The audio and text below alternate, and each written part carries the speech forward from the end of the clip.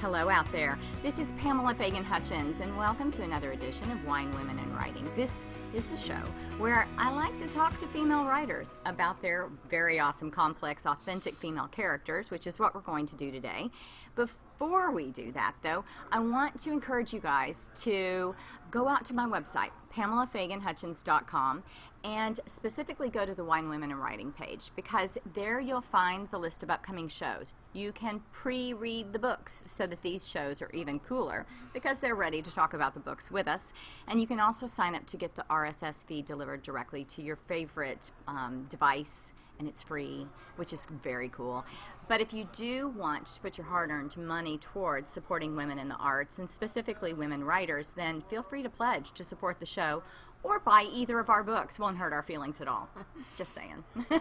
And this is Danielle Girard. Welcome to the show. Thank you so much for having me, Pamela. This is so fun. You are very welcome. I'm excited for you to be here. We're at Bouchercon, and Bouchercon is a super cool mystery thriller suspense convention where there's as many fans and readers here as there are people in the publishing industry. Right. And it's very... 1,700 people are here. Oh my gosh. I know, it's insane. It's a little bit overwhelming. It's a little bit overwhelming.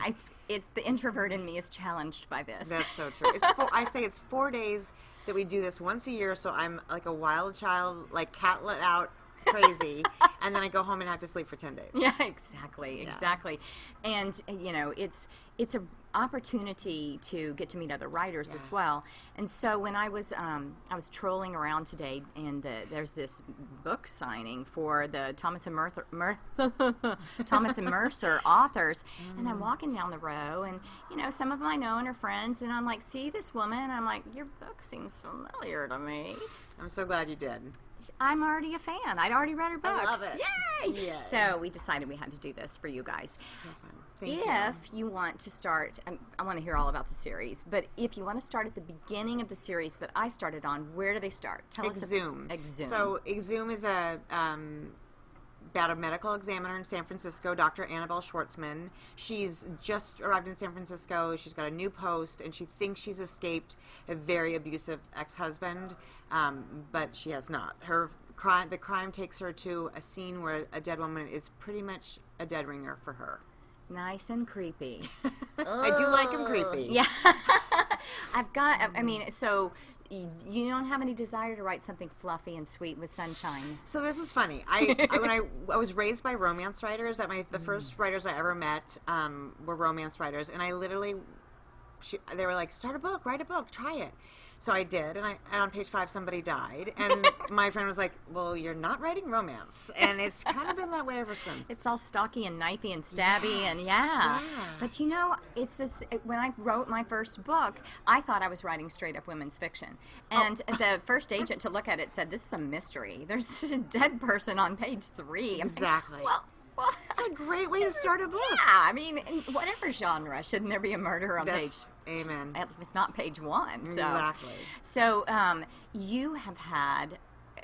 I mean, congratulations. It's been wonderful to watch how well these books have done, and you're now cranking through that series. You're on what number? The 4th book in the series, EXPIRE, is the final book in the series for now. I've got stories left, but I'm doing a new series next year. So there's 4 books in that series. Exhume, Excise, Expose, Expire. Not easy to say, I know, it? right. Did you think of that when you came up with those names, that you'd be sitting here and having to rattle that off? No, I did not. But I thought there's a lot of words that start with EX, so I could have gone on a really long time. Yeah, in fact, you could just go on forever. And I know. Who knows? You may bounce back and forth between your series. So each of them is led by your medical examiner character. Yeah. Okay, and so okay, wait, now I'm confused. I know. EXPIRE. EXPIRE is the most recent one, yes. It's very Which, hard. as the title suggests, has an ending of somebody we wanted to end for. Excellent. People were like, when are you going to kill him? In due time, in due time. Well, it's like I used to feel that way about the Bones television series, that they had a character that's like, why is he back again? That I thought we guy. killed him. Yeah, I don't remember his name, but I don't either, but he did keep coming back. I think after he died. Yeah, I mean, He had a starting really to creepy name, stretch too. credulity. But I know. However, you just come up with a new multi-book bad guy. Yes. So, well, are you going to miss this character? Yeah. I mean, are you leaving at a point where you still love her? I still love her. And actually, I really love the interaction between she and there's a male inspector, and I won't give too much away, but I left them. Did the romance writer in your family genealogy come out a little here? A little bit. So that's the closest I've ever gotten actually to writing. There's a little bit of romance in that story. So, Aww. and that was so they're in a really good place, and you kind of feel good leaving your character like she's in a good place right now. So there's room for her for sure. I'm really excited about the next series, which is set in a small town, North Dakota. So different for me. Wow. I've never set a book outside of San Francisco. I was going to say, cosmopolitan. I know. San Francisco doesn't get much, more Cosmo than that. that. Yeah, it's going to be, I'm actually really excited about it, though. It's something really different. So what made you choose small town North Dakota? So I'm in Montana now. I've been there about 16 years. And everyone's like, when are you going to set a book in Montana? And I'm actually probably never going to do that. I say that. I'm sure maybe I will. But I don't really want there to be too many crimes in Montana because, I live there and there's not that many people. It's the difference There's a 1 in a million chance you die if there's a murder in Montana. It's a lot. Yeah. And, you think about what you like in a book versus like what you like in real life. Right. People say, do you base the books on yourself? Is that character like you? It's like, well, I don't have many, axe murderers and serial killers in my life. So Exactly. no. I'm not nearly as cool as my characters. Really? My character dissects bodies. That's that is really pretty cool. So before you were an author, were you something else, or have you always been? I did publish my first book when I was 29. So I've been an author, but I was raised in a family where you were not allowed to get a degree that didn't lead right to a job. So my choices were you can get a degree in business or you can be pre-med. So I was pre-med. My dad was a physician. Gotcha. I'm starting to see the connection. Yeah, so there's some connection. And then I decided I did not want to be a doctor. I do play one on TV. And then I spent 10 years in finance because that was the other option. Yeah. And then my baby brother, who is 17 years younger than I am, got to go to film school. I'm just saying. Wait a second. Double standard? Rules. Or just your parents got tired? I think they got tired. 17 years. Yeah. She had 4 kids over 17 years. Yeah, she's like, I'm done. She's like, do whatever you want. Do whatever you want, Stevie. Fine. We have 5 kids, and by the last one, we were like, I don't care how long it takes you to get out of college. I don't just, You are so brave. Whatever. Good for you. I wanted 4. And then I had 1. And then I thought maybe 3. And then I had 2. And I'm like, I am done. Yeah. I am done. Well, I love them. I did marry into it. My husband had 3. I had 2, but we raised them all together. And so, personally, I did not have to go through the body scarring hardships. But I did have 3 teenage girls. So, I'm just saying. That'll make you want to write murder. I was going to say, every one of the victims in the books is really them at the age of 17. I'm telling you. Now, you have 2 kids. I do. And are they still at home? Are they? Well, I've got a 20-year-old who's in college. So she's, out of the house. She's a sophomore. And then I have my son is almost 18, and he's a senior in high school. So we're almost going to be empty nesters, which I have to say I'm kind of looking forward to. Okay, it so rocks. It really does. All my friends are sad. I'm like, God, no. Why are you sad? I cried when I dropped the last one off. Yeah, of course. I'm going to cry. For 5 minutes. Exactly. As long as it takes to get home and open that bottle of wine, right? Exactly.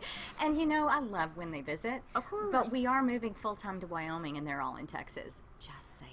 Exactly. Well, there's 5 of them. I'd run too. We keep thinking they're going to procreate, and it's going to be like millions of little. That's why you have to go to a whole big ranch in Wyoming. You really do. That's awesome. But we are practically neighbors, sister states and all. Montana, I know. Yeah, I'm up in Montana shopping all the time. But my place is in the mountains, Snowwaresville. You guys all know Snowwaresville, and we just absolutely love the isolation. And I have written books in Wyoming. Oh yeah. But I keep trying to tell people it's not as good as it sounds in my books. You don't want to come. That's really. right. Montana's full too. It's Sorry. totally full. Totally right. full. It's like I got a no vacancy sign. I heard North Dakota's nice. That's the line. Montana's full, but I hear North Dakota's nice. And South Dakota in a pinch. There you go. You Exactly. could go see. Keep heading east. Yeah, exactly. What's beyond that? Whatever's there too. So your new series, it features then of course a new protagonist. A new protagonist. And is the protagonist male or female? So I always do multiple points of view, and I always have a male character. I actually was thinking about this earlier. There was a question in the panel. I always have a male point of view. I love writing a male point of view, but the main character in my heart is you start and finish with the woman. I start and finish with a woman. Yeah, I mean, because we're awesome. We are awesome. So awesome. I think we make such good fiction because we are nuanced and layered. It's so true, and we're introspective and thoughtful, and we're doing things. We're always sort of really puzzling things out in a way that. But it's fun. It's why it's fun to write men too, because. And this is we're making massive generalizations, but exactly. men make and decisions very tongue in cheek, but yes, yeah. And I think it's so fun to get into their heads too. But yeah, women. I think that if you just consider, from a man's point of view for a second, how hard it is to figure your wife out, exactly. You understand what we're saying. Yeah. Women in fiction are interesting, which of course is the whole point of this show. I'm endlessly fascinated by what you can do with female characters. I mean, for goodness sakes, we carry children in our bodies. I mean, if nothing else. We grow them in our bodies. We grow them. That is from so creepy. Little bitty nuffins. That's right. So I was... out of sight, out of mind. I was going to ask her something about her kids, and I'll think about, are either of them writers? Because you have that multi-generational thing. No, it's so funny. And I was like, you guys, one of you guys could, write with me. There's those mothers and children who write these great books, and my kids are like, I want nothing to do with that. Now, did they read your books? Well, so that was a rule. You couldn't read my books until you were 30. 30 is a good age. Which neither of them is 30 yet. But my daughter did read Exhumed, which is one you read, and she was furious about some of the decisions in that book. It's so funny. What are you doing to the protagonist? So it's not really a spoiler, but the protagonist is diagnosed with breast cancer in that book. At our age, a lot of women, a lot of friends of mine have gone through this, and I feel like it's something that, it doesn't show up in fiction very often, except for in sort of cancer-related stories. Right. And so this is a really strong woman, and I wanted to give her a really real disease, and she's still alive. Like, everyone was worried, I would never kill my protagonist. How do you do that? I know. I've seen books do that before, and it's like it ended for me right there. You know, stop. But I love that you did that because it is real. Yeah. It is how we're living our lives with our mammograms starting at the age of 40 or younger if you've got problems. And that's what, if you have a big dead body problem dumped in your lap, you're still going to have whatever it is you have. Right. Kids, husband, ex-husband, breast cancer. So throw it at us. We can take it. Really. And that's the other thing about women. We can take. Yeah. We can take it. We are tough as nails. Yeah. No man babies we are not. No. Mm-mm. And I have sons and I have a husband and I love you guys. Oh, yeah. I love you guys, but still. Not her husband and sons. I don't know them, but I'm probably sure I would love them. I'm sure you would. But I just certainly I love men. I do too. Yeah. They're really, there's a lot, they're wonderful. There's a lot to like. And I agree with you. It's really fun to try to get into a man's skin, to write a male point of view, and to do it because you have to do it with empathy. If you're writing a character diverse from you in any way, which face it, you got to do because the world is full of people of all types. I do that. I love that the perspective thing too. And I sometimes have to ask my husband, like, well, what do you think about this? And some of the answers are so interesting. They're not at all what I even would have imagined. I'm like, oh, that's how your brain works, huh? So this Wyoming mystery that I just wrote, I asked my husband, how would this teenage boy think? And he goes, he wouldn't be thinking anything. And I go, what do you mean? What kind of nothing? He goes, he'd be thinking nothing. I know. And I just really wrestled with that. And then I really literally wrote in scenes where it was like, and he was basically thinking nothing, but more descriptive than that. That's right. But he's like, you nailed it. That is so awesome. All right. It's true. As a teenage boy, you sort of wonder how they make it through the day sometimes. I know. And I thought sorry, honey. I love you. I swear. I know you make it through the day. He's actually, I mean, what is amazing to me, too, as a mother, is that you think, oh, I'm going to leave for 4 days. Everything's going to fall apart. There was one night we were actually, my husband and I both gone this trip. And so I was like, I don't know if he's going to survive. I don't know if our dogs are going to survive. Yeah. And it turns out, like, he does way better when I'm not there. Like, it's one of those things where if you're there, they'll let you do it for them. Learned helplessness. I love that. I didn't realize it had a name. Yeah, it does. So much it sense. does. It's like amazing how my men in my life will be like, I don't understand. How do you do? Or I don't know how to do that. Or I can't. But yet they end up being capable. I know. But we make that happen. Yeah. I make that happen. I'm like, let me take care of it for you. Well, that's my love. my husband will be flying home from the airport, and I'll be like, I bet he's hungry. I mean, I'm not a domestic goddess. I mean, my mother is going, what? But I'm thinking, oh, poor thing, he's probably hungry. I'm going to make him something. Don't listen to What that, is wrong with honey. me? I'm not doing that for you. What's wrong with me? That's so cute. It kind of He probably does appreciate it, though. He does, and he does it for me, too. But there's this thing in me that I didn't know was there until, I guess, you meet the right person. That's and so then, true. Then it's just you want to take How care of long that have you been person. married? We've been married 15 years. Oh, that's awesome. I was 25 this year. Oh, congratulations. I got married when I was 12, just so we're Yeah. clear. Well, you know, if we counted my first and second marriage together, I'd have been married 25 years. How's that? Well, it sounds like, I mean, it's amazing. And you raised 5 kids. Yeah, they're awesome. They are awesome. And none So of proud. them have fallen in love with Wyoming yet, which is a great thing because it's kind of Eric and my retreat place. Yeah, We always said yeah. when they were finally all out of the nest, we'd move to the Galapagos Islands. And really, Wyoming is the same thing, just with mountains. Really. Yeah, I can see the similarities there, exactly. you know. Gila Buffalo monsters and instead of, buffalo. I was going to say, yeah, exactly. Instead of turtles. So how do you like being very different from San Francisco. Very. So your life in Montana, do you guys live in town? Are you rural? Are you? And we're outside of town, so that, you know, not a little bit rural. We have a couple acres. Yeah. I have to say it's heaven for me. Yeah. I have wonderful friends. I live in an incredible community. It has a university. It's really a great place Yeah. to live. And I have some of the best of both worlds. Not a ton of shopping, which is No. actually probably good Yeah. because I can do enough damage in a weekend here and there. But yeah, but I love it. I love the space. Do you still have family on the West Coast that you go back and? I do. You can visit. And I have my mother and my sister and her family are both in the San Francisco Bay Area, and both my brothers are in Brooklyn. So I get to kind of go to both coasts. It's funny. It's yeah. really fun. Yeah, you have perfect reasons to go someplace where shopping is not a problem. That's right. And that's not much to miss when you have, well, Buffalo, for instance. Buffalo are nice. Buffalo are lovely. And they are lovely. Do you find that you have a writer community out there? Are you virtual with writers in other locations? I don't really have a writer community, and that is probably, I guess that's probably the one real deficit. In San Francisco, I was part of Mystery Writers of America, NorCal. It was an Right. amazing organization there and really big. But I have I have tons of people. I mean, that's sort of the way the world works now, right? Isn't that the same for you? It is. It's why I started doing these podcasts, Yeah. which seemed at the time like a really bad idea, Pam Stack. That's our producer. I was like, I can't fit this in. I have no time. I'm on a deadline. Totally. But then I started thinking, I'm just not reaching out and connecting with other writers living on a Right. ranch. And Right. I want to still be in a community. I think it's good Right. for us. Oh, it's so important because we have the loneliest job. We have a lonely job. By the way, I love Pam Stack. Hi, I missed her. She was not at Thriller Fest this year. No, and now she's not at Bouchercon. Pam, you're letting us down. Yeah, we but miss you, she lady. was over in London. Oh, which one was in Oh, London? that new one, Capital Yeah, Crime. Yeah, she went I've to heard Capital that's Crime. wonderful.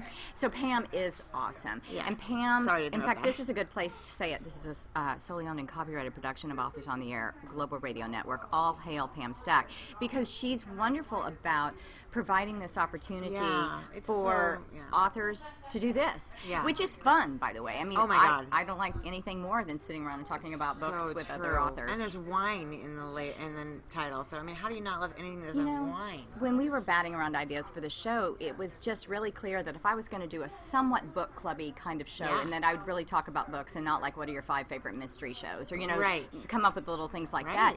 that it was book clubby, and that meant that it was for women and it was going to involve wine. It's so true. Sadly, the bar did not open in time for us to have a know. glass of wine for this. So rude.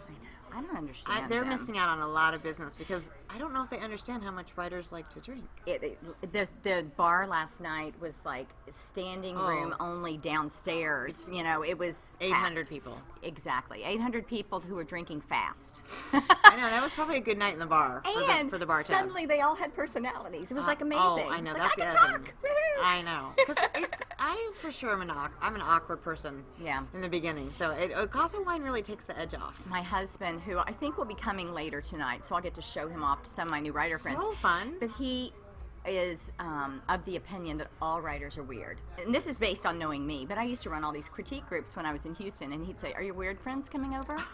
Like, hello, That's look who you're me. talking to. I know, exactly. He loved them. He loved them all, and he would course call he them weird did. to their faces. Of course. But I would own that. We're weird. Oh, there's no question. Bit weird. We have weird conversations, you know. Like, how do you kill somebody? Exactly. And How we would you mean kill it. somebody slowly? You'd Yeah. cut their Achilles first. That's just what I'm telling you I would do. I think Cut that's a their good Achilles, idea. because then they can't go anywhere. Exactly. So now you can do it slowly You can if you'd like spend your to. time, which, you know, it depends on what they did, but probably you want to kill them I mean, slowly. if you want to kill them, And you don't probably you want to want make them? them quiet, too, so you might have to do something to their vocal cords. Yeah. That's the kind of Medical stuff we're talking training about. comes in handy here. So I'm thinking this med school kind of thing that she had going on for a while, or pre-med, may have Yeah. created some dangerous connections in your mind. I do use medicine in evil ways, Yeah, I but I'm love not that. a doctor, so I can do that. Otherwise, I would have had it would have been harder. Actually, my father was a physician, and I think a love of medicine and how that works is in my blood. My father's a physician too. Oh, yeah? And my latest series is a physician protagonist. Yes. And it's been so much fun to go, okay, Dad, how do you kill this I person if your know. duty is to save them? And he's like, well, he comes up with all these creative Yeah, ways. how do And- you, I just had that conversation with my new book set in North Dakota. Yeah. I'm like, where's my new book?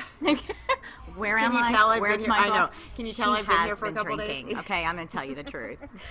I mean, sadly not today, but it does seem like I might have been. Yes, instead of North Dakota, she's an ED nurse, Oh, cool. and she kills somebody. Oh, good. Well, not good for her, but I'm sure she had a very good reason. Well, no, she doesn't. Well, I don't want to spoil the plot, but Tell me later. Yeah. So, you guys, this is all with the time we have. And I'm sad to say that because I'm having fun talking to you and talking to Danielle Girard. thank you so much, Pamela. Oh, you're very welcome. Now, if they want to find your books, what's your website? www.daniellegirard.com. Easy enough. And you can subscribe to the podcast and pick up some of my books at PamelaFaganHutchins.com. I think it's like a wine Oh, pairing. they're beautiful. They're beautiful together. Absolutely. You have to have them both. Set. Bye, everybody.